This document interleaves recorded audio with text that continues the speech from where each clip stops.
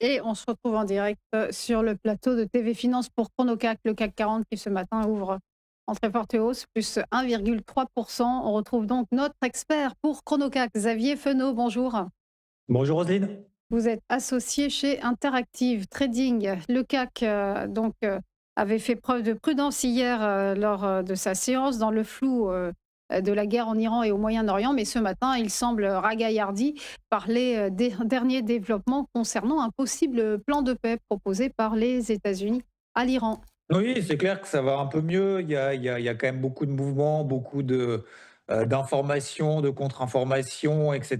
Donc c'est pas forcément évident à suivre et à comprendre. C'est vrai qu'aujourd'hui, en fait, on regarde surtout en fait l'évolution des cours du pétrole et c'est un peu en fonction de ça qu'on voit s'il y a des apaisements, des tentatives de négociation ou pas.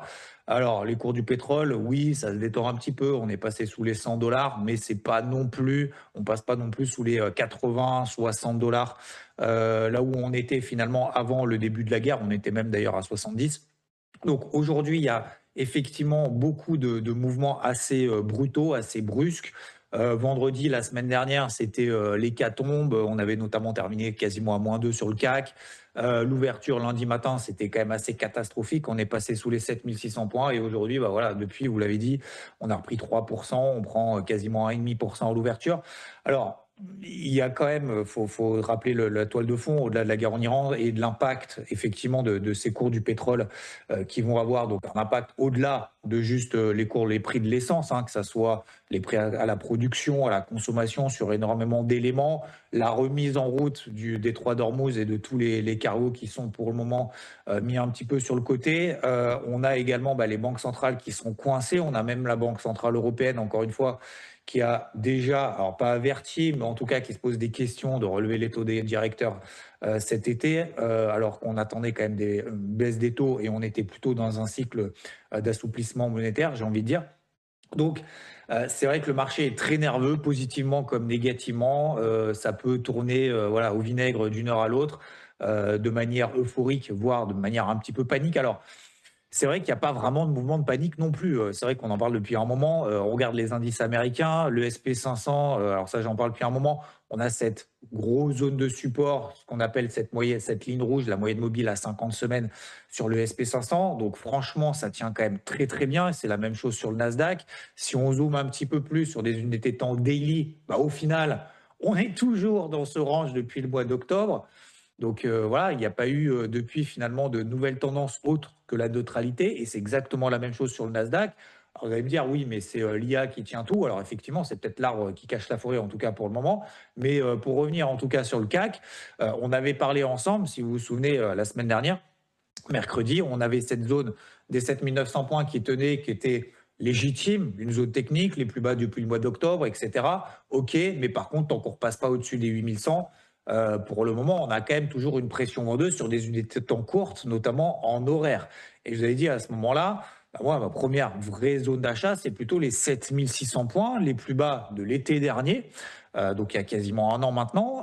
Cette zone, effectivement, oui, première zone d'achat, oui, toujours intervenir par palier et pas faire all-in et d'essayer de chercher systématiquement le point bas ou le point haut sur toutes les tendances et encore moins sur tous les actifs en plus. Donc voilà, 7600 points. Depuis, on a repris 3%, donc c'est bien. Bravo à ceux qui se sont fait confiance. C'est pas forcément évident dans ces moments-là. Aujourd'hui, que le CAC revient autour de cette zone des 7800, 7900 points, est-ce que c'est vraiment une zone d'achat? Pour moi, la réponse est non.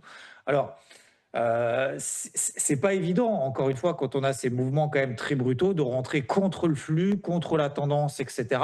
Mais si on a une stratégie plutôt moyen terme, encore une fois, je le répète, c'est plutôt d'intervenir par palier sur des zones de repli, sur les actifs qui nous correspondent et sur lesquels finalement on se sent plus à l'aise. Ça peut être en Europe, ça peut être aux États-Unis, ça peut être ailleurs, sur d'autres actifs aussi.